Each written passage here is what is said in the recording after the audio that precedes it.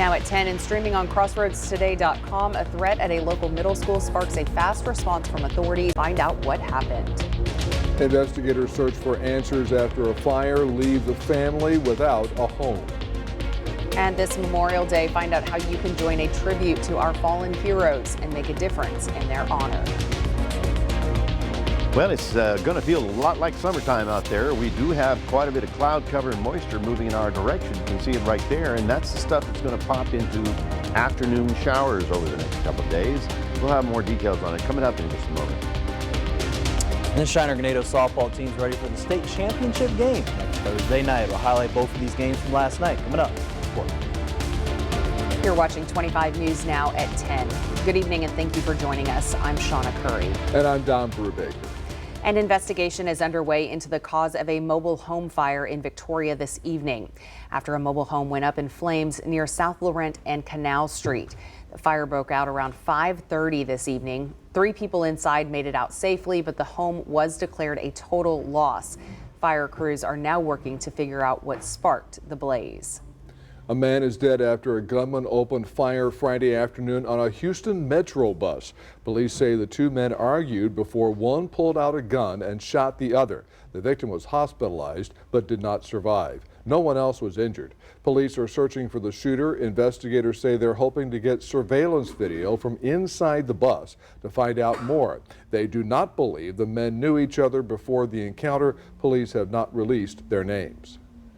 A reported threat at a local middle school leads to the arrest of a 12-year-old student. 25 News Now weekend anchor Amaya Norman joins us with the details. Amaya?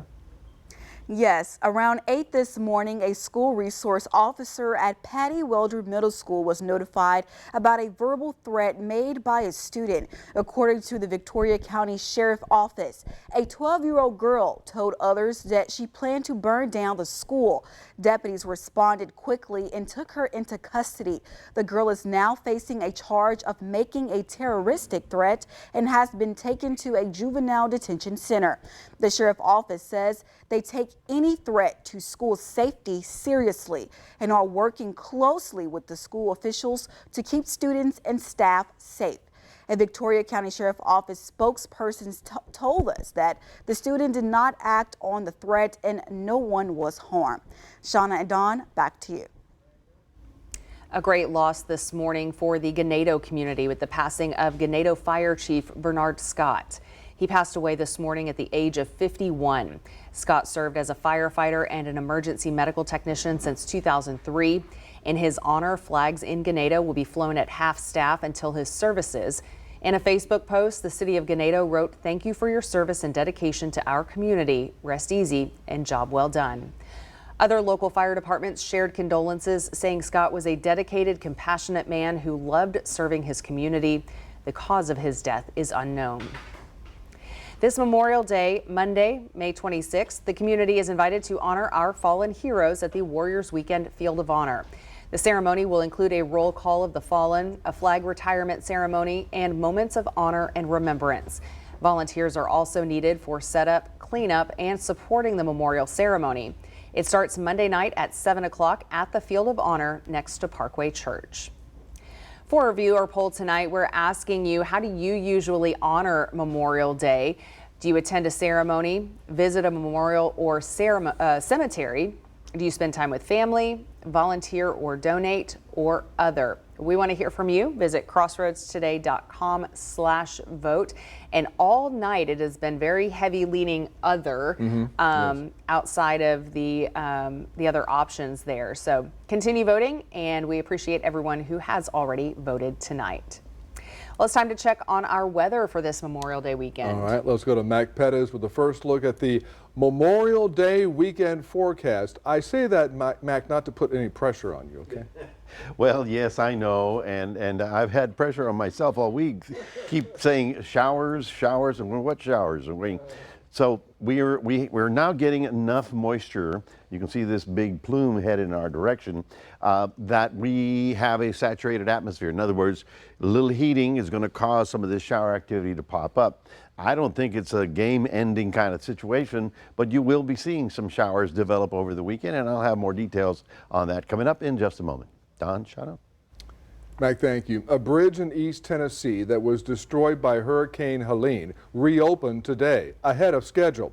A ribbon cutting marked the reopening of the Sergeant Elbert Kinzer Bridge. The reconstruction was finished a month before the original due date. Sergeant Kinzer's family members were the first to cross the bridge. The bridge was rededicated in honor of Elbert Kinzer, a Marine Corps sergeant in World War II. He gave his life for his country by diving on a grenade to save his men during the battle for Okinawa in May of 1945. The $8.5 billion school funding package passes the Texas Senate tonight. The legislation includes new money for teacher raises and other school costs like insurance and transportation. It now heads to the House, where leaders say it will pass. House Bill 2 passed by the state Senate in a 31-0 vote, provides districts a $55 per student increase to their base funding while setting aside new money for schools' insurance and transportation. The bill also includes billions for teachers' pay and special education. The Texas House Committee today passed a comprehensive crackdown on abortion pills that also contains a controversial provision saying it cannot be challenged in state court before it is enforced. The bill goes now to the House for a full vote. To read this full Texas Tribune article, visit crossroadstoday.com. The Texas measles outbreak is still slowing down. Texas added just 10 new cases this week, but there must be no new cases over a 42-day period before an outbreak is declared over in Texas. The number of cases reported in Texas' historic measles outbreak rose to 728. 94 patients have been hospitalized. Health officials confirmed that the spread is slowing in Gaines County, which has the most cases overall. Most of the cases continue to be minors, with 485 being under the age of 18 and 213 of those cases under the age of 5. The district attorneys for Williamson and Fort Bend counties are suing Texas Attorney General Ken Paxton over a rule that would require them to send case files to Paxton's office. The rule is the same one that elected DAs in Travis and El Paso counties sued Paxton over last week. Elected attorneys in Dallas and Harris County also filed their own lawsuits on the same grounds. All 3 lawsuits were filed in the Travis County District Court. More than 100 staffers at the National Security Council are suddenly placed on administrative leave. Sources say the shakeup is being led by interim National Security Advisor and Secretary of State Marco Rubio. Some staffers were reportedly given less than an hour to pack up and go. The NSC usually plays a major role in shaping the president's foreign policy, but under President Trump, that influence has already been reduced, and this latest overhaul could shrink it even more. The Trump administration's showdown with Harvard University is escalating. Today, a federal judge temporarily stopped the government's ban on Harvard's ability to enroll international students after Harvard filed a lawsuit.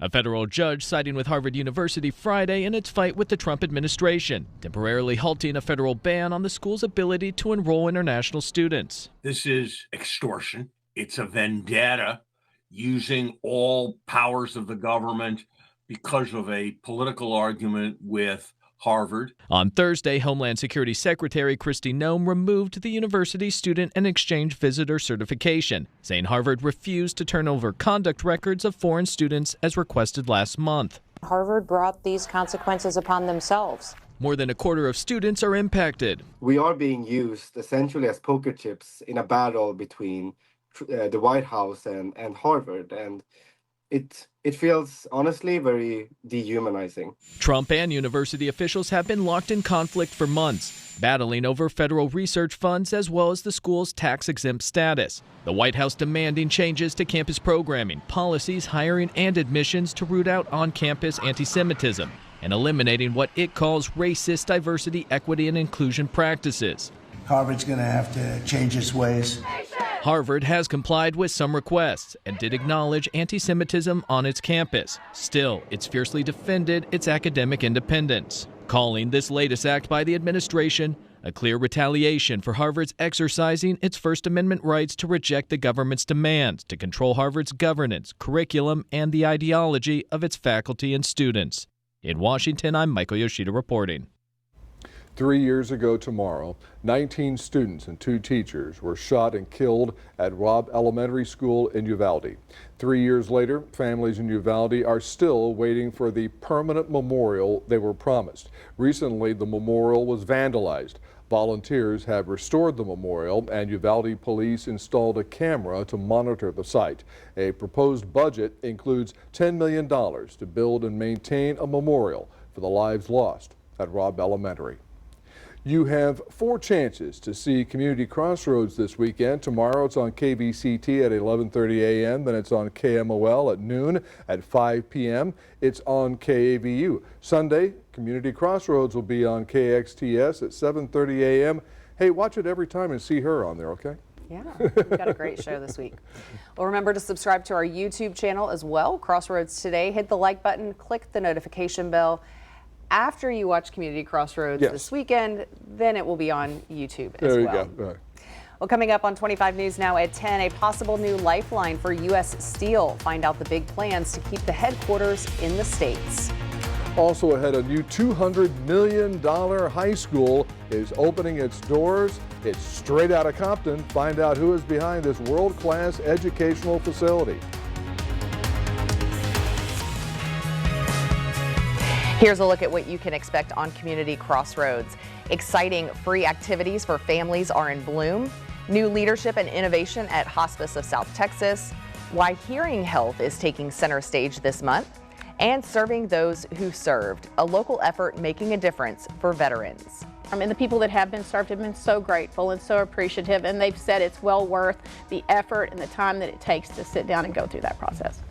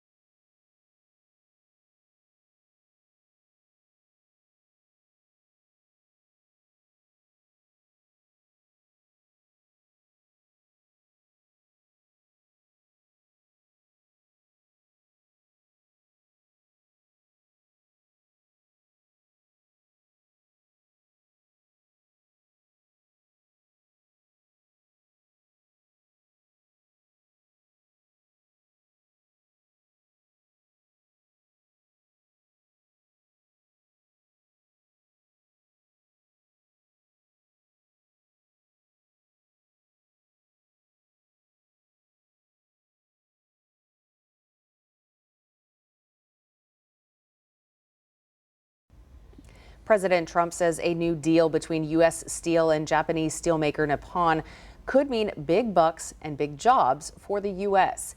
He says the partnership will bring in $14 billion in investment, keep U.S. Steel's headquarters in Pittsburgh, and create at least 70,000 jobs, most of it happening over the next 14 months. Trump also announced plans for a quote-unquote big rally at U.S. Steel next Friday. The deals stirred up controversy on both sides of the aisle, with critics raising concerns over foreign control of a company once seen as a symbol of American industrial power. Former President Biden actually blocked the acquisition during his final days in office. Iran's foreign minister is calling today's nuclear talks with the U.S. in Rome one of the most professional yet. It was the 5th round of negotiations, but no deal was expected. Now, the U.S. is pushing for Iran to fully dismantle its uranium enrichment program, something Iran says is off the table. More talks are expected, but no date's been set.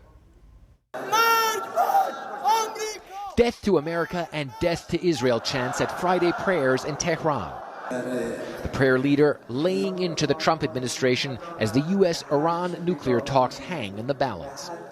Iran's leadership is telling the United States that they want a nuclear agreement, but they're also not afraid of a confrontation if the talks fail. Tehran not happy with both President Trump and his chief negotiator Steve Witkoff, after Witkoff said the U.S. wouldn't allow Iran to continue enriching uranium as part of any deal. No way, there is no trust, this member of the elite Revolutionary Guard Corps tells me. They failed their previous tests towards the Iranian nation. However, we have initiated the talks to prove our intention is not war. We want the enrichment for medical and other purposes. The negotiations are unilateral, this woman says. Trump is trying to show his power, but it is our right to have nuclear capabilities. Iran has consistently said its nuclear program is purely civilian in nature, and Tehran insists on keeping its uranium enrichment capabilities. Iran's foreign minister acknowledging the talks are complicated. We stressed the positions and principles of the Islamic Republic of Iran regarding the negotiations, he says. Our positions are completely clear and we insist on them. I think the American side now has a better and more clear picture of our position. President Trump is threatening even tougher measures against Iran if the talks fail. And American officials tell CNN intelligence suggests Israel is preparing for strikes against targets in Iran.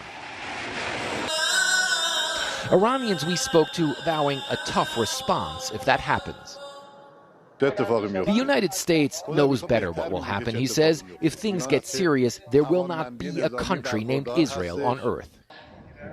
But for now, both sides say they're gearing up for the next round of talks, trying to forge a new nuclear deal. Fred Pleitkin, CNN, Tehran. The Rust movie armorer convicted of involuntary manslaughter is out of prison. Hannah Gutierrez-Reed was sentenced to 18 months in prison after being convicted in March 2024 for the fatal on-set shooting of cinematographer Helena Hutchins. The New Mexico Corrections Department says she was released Friday after being granted parole. The Department of Corrections say she is now on dual supervision in Arizona. Big upgrades are hitting Compton, thanks in part to Dr. Dre. The Grammy-winning rapper donated $10 million to help bring the brand new Compton High School to life. The full project cost a whopping $200 million. It comes with all of the bells and whistles, a half-size Olympic pool, a massive gym, and a huge academic building. Dr. Dre's donation specifically helped build a state-of-the-art performing arts center with its own recording studio. And it's all a major upgrade from the old school, which was over 120 years old. After years of dedication and effort, they're stepping into the future with pride and promise. We're celebrating 2025 graduates. Congratulations to Neve. The message says, we're so very proud of all you've accomplished. We love you so much. Congratulations to Emerson. The message says, we're so very proud of all your accomplishments and can't wait to see what's in store for your next chapter. God's blessing to you. Congratulations to Gavin Chavez. The message says, Gavin, our CHS Homecoming King and CHS Band King, you embody greatness with your outstanding academic achievements and your impressive involvement in extracurricular activities, from band to excelling in your studies. Your determination and versatility prove that there's truly nothing you cannot achieve. I am excited to see what incredible opportunities and successes await you in the future. Always remember, I love you forever and twice on Sunday. Love from Ma. Now through June 13th, you can submit a photo and heartfelt message for your graduate. We'll be featuring local grads on air and across our social media. It's our way of celebrating the class of 2025 with you. Just head to our contest page at crossroadstoday.com. Click on the Entertainment tab, then select Contest to upload your tribute and share your pride. Well, good evening, everybody. Everybody's probably already, I don't know, out in the party at the backyard or something. Everybody getting ready for the big holiday. It's 79 degrees right now. It feels like 83. Our high was 92, compares to an average of 89. 96 is our record. We will be looking for shower activity over the next few days, and I'll have all that coming up in a moment.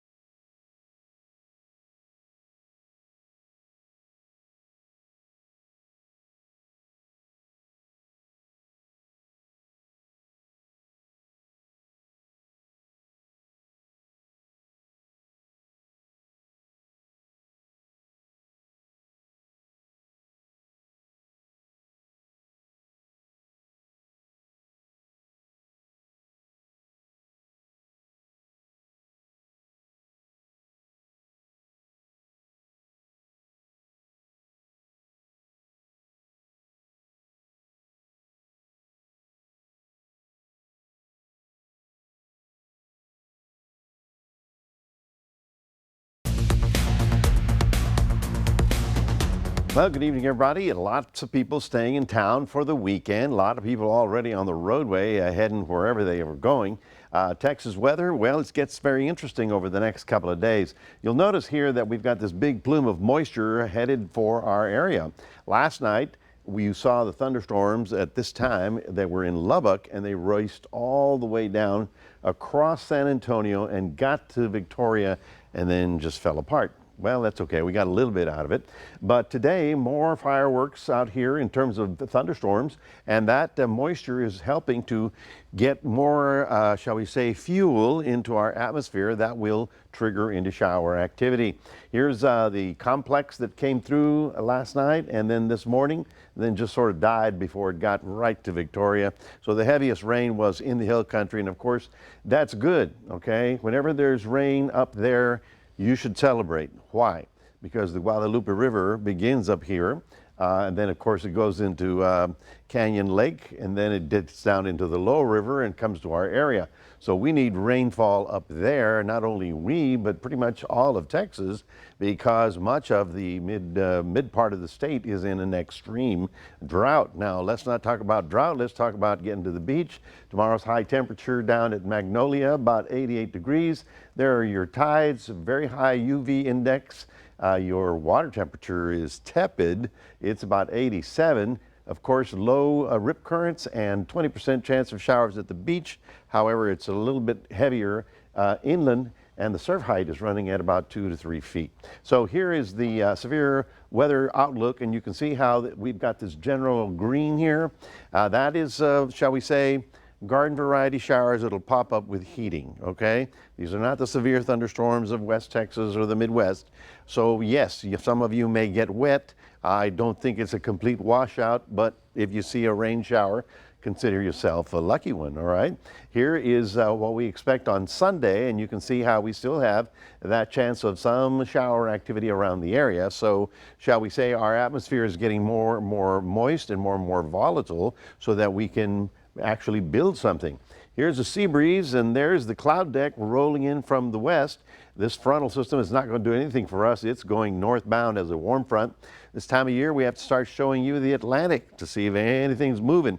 So far, so good, but on the Pacific side of things, we do have this area that is very likely to become the first tropical storm of the Pacific side, okay? So this one, the only time we worry about these is when they turn into Mexico. You remember what happened a couple of years ago. Well, this one, once it forms, is scheduled to move way out into the ocean, so it shouldn't be a land problem. Overnight, rather muggy, getting down to only 76 degrees, and tomorrow, 93 for us, 93 for Yoakum, and 96 out there in Karnes City. So, yep, it's definitely a summer pattern. Remember, get the fluids, get a big hat. Don't get sunburned, because if you get sunburned, then your skin doesn't evaporate and you won't cool. 90 in Port Lavaca and Cuero, up to a 93.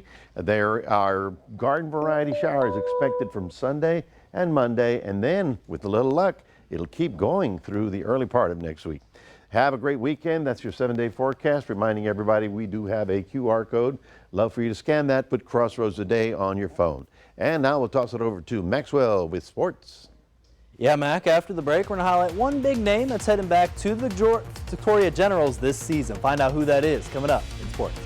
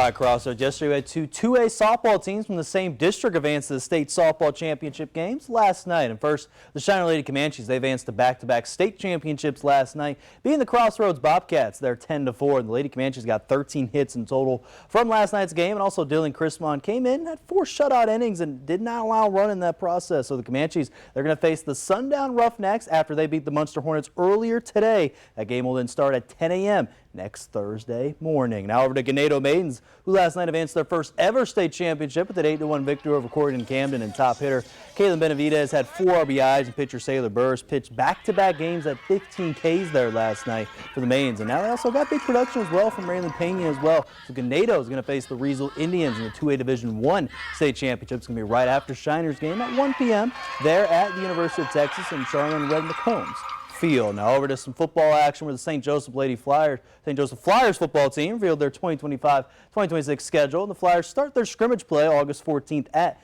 Nixon Smiley High School. Then they open the season August 29th versus Katy Harmony and also play non-conference opponents. And again, we saw Travis Hoffer and Palacios from my extra there a couple days ago. Well, they're going to be playing them there at home there next week. Actually, the next week after on September 5th. Then Mathis will be on the road September 12th. And then finally there, the next week after that, we'll play Houtsville Sacred Heart on September 19th. They'll begin district play at Fort Worth Christian on September 26th. Now over to some local summer teams that are coming up here. The Victoria Jaguars travel football team is going to start up here this summer. They're going to have all ages 6 and 12. There's still open registration for all these kids to happen there if you want to play there for the Victoria Jaguars football squad. So 25 News Now sports reporter Ray Robinson went to one of the practices there earlier tonight, and he's going to have some more details for you about this team there for 25 News Now weekends there this week. And how about over to Victoria Generals, where again one guy that's going to be turning from the team that won the TCL championship last year for the first time in program history. That is Damian Whitfield. Damian Whitfield, again, heading into the 3rd season now there at the Generals. Last season, Whitfield had an incredible season,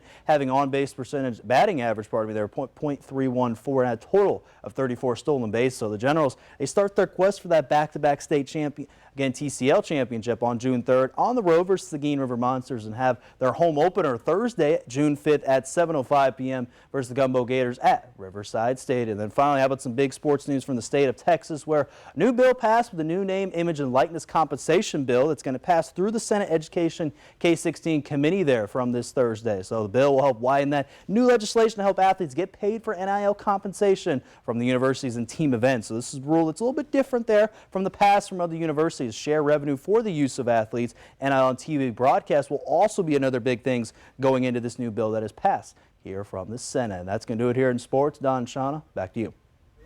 Max, thank you, and stay with us. Coming up on 25 News Now at 10, we'll take a last look at your weather. Plus, frankly, you won't believe this race. Giant hot dogs go bun to bun at the Indianapolis Motor Speedway. See which hot dog cuts the mustard. Stay up tonight. It's good for the earth. Are you a good break dancer?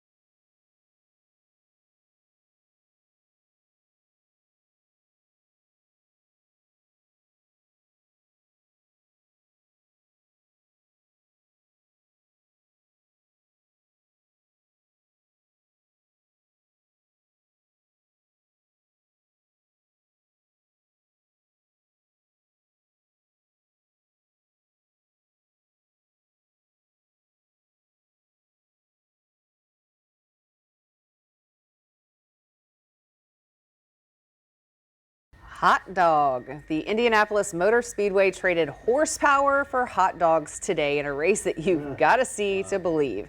It's the first ever Weenie 500. 6 Oscar Mayer Wienermobiles going bun to bun in a 2-lap showdown before the Indy 500.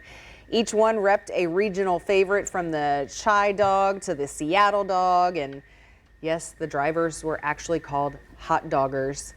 Fans cheered on as these giant hot dogs on wheels battled it out, and in the end, the Slaw dog from the Southeast relished the win, claiming the title of top dog. All right, congratulations to them. Fun. You're never too old to roll. Every Tuesday morning in Warwick, Rhode Island, a group of spirited seniors hits the lanes for strikes, laughs, and plenty of high fives from age 60 to well into their 90s. These bowlers prove age is just a number, and sometimes so is the score. They come for the games, stay for the friendships, and leave feeling years younger. One bowler joked, "I have so much fun, now I need a week off."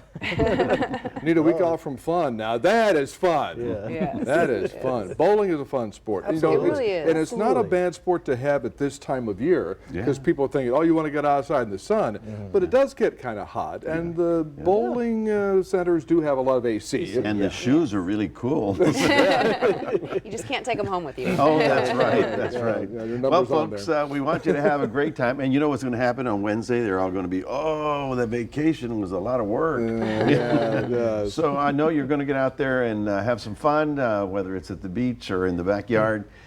Just remember the reason for the season, okay? Looking for warm, humid weather Saturday. Sunday, we start seeing little pop-up showers, and there's a good chance that we'll get some on on Memorial Day. Now, these are afternoon showers that pop up late in the day, and then hopefully we'll continue that activity through the early part of next week, because we need the rain. All right. Well, at Cannes, the red carpet isn't just for stars in tuxedos. Some four-legged actors are getting their moment, too. This year's Palm Dog Award went to Panda, not a bear, but an Icelandic sheepdog who stole the show in The Love That Remains. She's the director's real-life dog, sharing the screen with his kids in the touching family drama. Panda couldn't attend in person, but a stand-in pooch accepted the prize, complete with a stylish dog collar. A positively perfect performance. Stand-in pooch, okay. Thanks for joining us. Join 25 News Now this weekend. Jimmy Kimmel Live starts now.